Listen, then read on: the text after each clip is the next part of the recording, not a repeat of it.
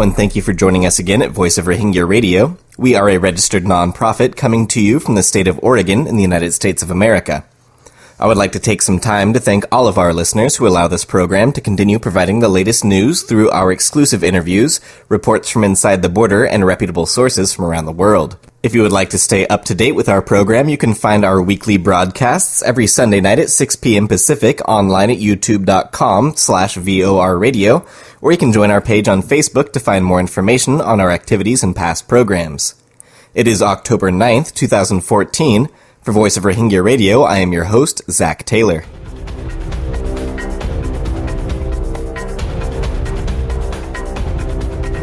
Our top story tonight, two human rights organizations have reminded Malaysia and Thailand that Rohingya refugees in the two countries are entitled under international laws to the protection of their right to education, healthcare, and liberty, and scrutiny of the person on an equal basis with others. The London-based Equal Rights Trust and the Institute for Human Rights and Peace Studies of Bangkok's Mahidol University today launched two new reports that allege discrimination against stateless Rohingya in the two countries. The reports, which are the result of more than 3 years of research and fieldwork by a multidisciplinary international team, include interviews with key government officials that offer fresh insight into how the Rohingya issue is viewed and responded to. Direct testimonies in the reports tell of children being unable to access education, women and children being detained and starved, and men tortured while being trafficked. We identify layers of discrimination ranging from acute racially and religiously motivated discrimination and persecution the Rohingya suffer in Myanmar, to the more subtle discrimination on the grounds of their statelessness and lack of legal status in Malaysia and Thailand, said Dmitry Petrova, Executive Director of Equal Rights Trust, and added that the impact of this discrimination on their enjoyment of human rights is devastating and all-encompassing, and that the resultant vulnerability, insecurity, and disadvantage of the Rohingya will continue into the next generation and onto new lands unless action is taken now. The authors focused particular attention on the refusal of Thailand and Malaysia to designate the Rohingya as refugees. Instead, they become illegal immigrants with few legal protections. Both nations have refused to sign or properly implement international conventions on refugee and migrant rights, a failure the report said is common across Southeast Asia. This statelessness makes the group easy prey for exploitation in any country, and the report says the crisis can only be properly managed by a coalition of regional partners. Expanding on this, a Rohingya community leader said thousands of victims who have abandoned their hometowns in Arakan in order to escape persecution fall in the hands of human traffickers. They load a big number of people onto small boats. People in the boats have to stay for 20 to 30 days in a squatting position, and they cannot move freely. The brokers never provide sufficient food and drinks to the boat people. On top of this, people who ask for food and drinks or try to move in the boat are severely beaten by the traffickers. As a result, many people get sick, some cannot walk, and some even become paralyzed. The reports illustrate how the non-existence of adequate protection mechanisms for refugees and stateless persons, the resultant treatment of Rohingya refugees as illegal migrants, and their consequent lack of legal status in both Malaysia and Thailand is central to the discrimination they face in assessing human rights. Among other things, the Equal Rights Trust and IHRP urged Malaysia and Thailand to take leadership roles in a regional response to ensure that the human rights protection of the Rohingya is prioritized and addressed. The series of reports is part of a multi-year research project that will also see Rohingya rights examined in Bangladesh, Saudi Arabia, and Myanmar. In a related story, Burma Times reported that the Thai authorities in Rainong are stepping up measures to prevent the illegal flow of Rohingya from neighboring Myanmar. Security agencies have estimated that more than 10,000 Rohingya will arrive in Thailand via Rainong and nearby provinces between next month and April next year. According to the deputy Rainong governor, Pinij Bonlert, he said the illegal inflow of Rohingya meant that Thailand would have to shoulder an extra burden, calling it a big problem. But he said Thai law clearly stipulates that illegal migrants must be deported. During the past few days, officials have arrested more than 200 Rohingya in southern Thailand. An informed source claims some Rohingya ran into the ocean when they spotted officials and were swept away by waves and not seen again. Their fate remained unknown as of the publication of this article. If an illegal migrant was to be found to be linked to an agent smuggling people, a probe is to be launched to find the agent. Such agents have flouted Thai laws, Pinij concluded. In other news, unspecified numbers of Rohingya have been arrested and tortured to death since the 27th of last month under false allegations of having ties to a group named the Rohingya Solidarity Organization, which was disbanded many years back. One Rohingya man, Farid Alam, 38, was tortured to death on October 5th. Similarly, many Rohingya scholars were tortured to death and their bodies were thrown into the river. Burmese border guard police arrested more than 60 Rohingya religious and school-educated persons in the last 2 weeks from different villages in north of Maung Da Township, Arakan State. The arrestees were picked up at checkpoints or from their own residence in the villages by members of the border guard police, and some were tortured to death. The Rohingya Solidarity Organization has not existed for 2 decades. The fabricated stories about RSO movements in the region has led to conspiracy theories and questioned whether the existence of the group was a government smokescreen. The latest tactics of arbitrarily arresting and killing Rohingya with false allegations have become a daily activity for Thein Sein regime and his accomplice terrorist Wirathu. The European Rohingya Council has therefore urged the international communities, United Nations, United States, European Union, OIC, ASEAN, and international NGOs to take firm actions to save the Rohingya minority from becoming history in Arakan. You are listening to Voice of Rohingya Radio.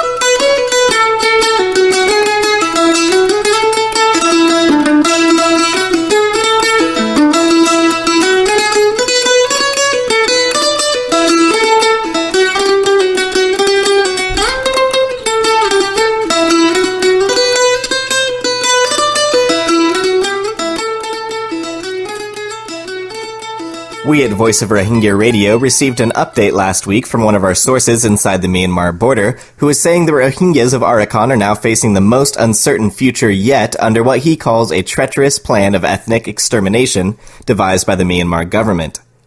The Burmese government has recently put forward a plan of action translated as Peace and Stability of Rakhine State and its all-around development. The prerequisite for the implementation of this plan is to classify Rohingya Muslims by use of the highly controversial 1982 Citizenship Law. The government has already declared that the plan is being executed, as demanded by the Buddhist Rakhine community. The government is desperately trying to brand Rohingyas as Bengali so as to classify them as non-citizens and subsequently make them apply for citizenship from the standpoint of a foreigner. This is an outright attempt to push Rohingyas towards alien status from their formally acknowledged position of citizens. Though our source says the government is planning to give a few Rohingyas naturalized citizenship status, the majority of them are to be denied citizenship to intentionally put their survival in Arakan State at stake. As the term Rohingya is rejected outright as an alien word, those who claim to be Rohingya are in instant jeopardy of being inhumanely forced out of Arakan. The immigration officials claim that those Muslims who admit to be Bengali immigrants will have at least a chance of continuing to stay in Arakan after getting a so-called naturalized citizenship scrutiny card, but those who are denied such citizenship status, as well as those who claim to be Rohingya, will no longer have the right to live a normal life, but instead be sent to large detention camps which will be built in various places in Arakan, where they will have to live for an indefinite period of time before being relocated to a third country. Our source says that this is precisely the plan outlined by the government to, quote, bring peace, stability, and all-around development of Arakan. After commencing the implementation of the 1982 Citizenship Law in Myae Township, the government is now poised to launch it in the Rohingya majority area of Buthe-Dong Township. Maung Da Township will likely come next after the successful completion of the citizenship classification efforts in Buthe-Dong. Almost all Rohingyas of Arakan are vehemently rejecting being labeled as Bengali and are ready to risk being detained in the proposed detention camps by staying true to the Rohingya heritage. Our source stated that no Rohingya is ready to apply for citizenship from the standpoint of a foreigner, and whatever fate there will be, they are prepared for any eventuality. Rohingyas of Arakan are urging international community to take this issue very seriously. He added that this crooked plan should not go unchecked by the world community, and that fear and frustration among the Rohingya community is widespread. A large number of the community is preparing to seek refuge in other countries, including Malaysia, as the coming months in the winter season holds an allure for many thinking of escaping the dire situation, which only looks to be getting worse.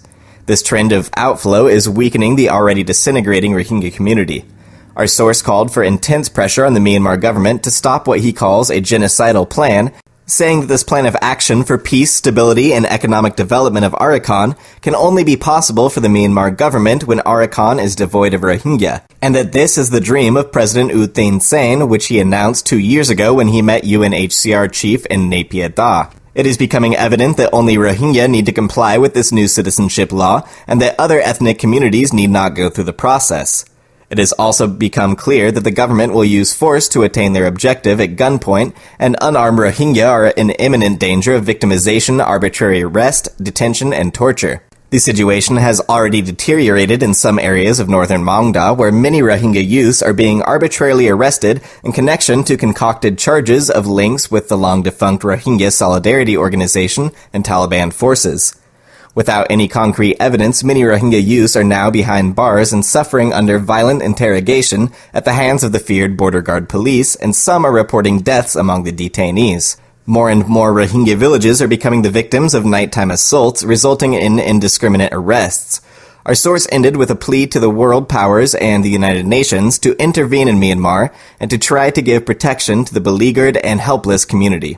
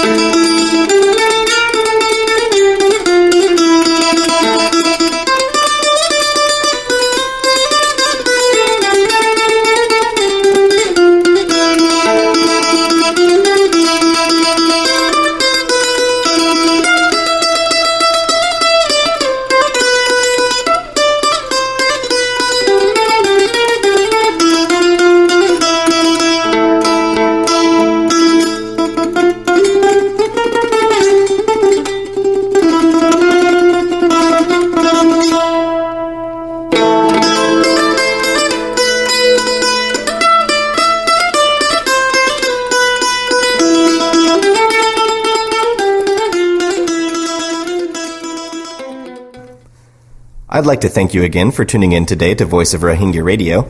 As always, you can view and download our broadcasts at youtube.com/VORradio, and you can join our page on Facebook for more information on the program. I close today with a quote from the late great anti-apartheid leader Nelson Mandela, who said, "No one is born hating another person because of the color of his skin or his background or his religion. People must learn to hate, and if they can learn to hate, they can be taught to love. For love comes more naturally to the human heart than its opposite." For Voice of Rohingya Radio, I am Zach Taylor, signing out.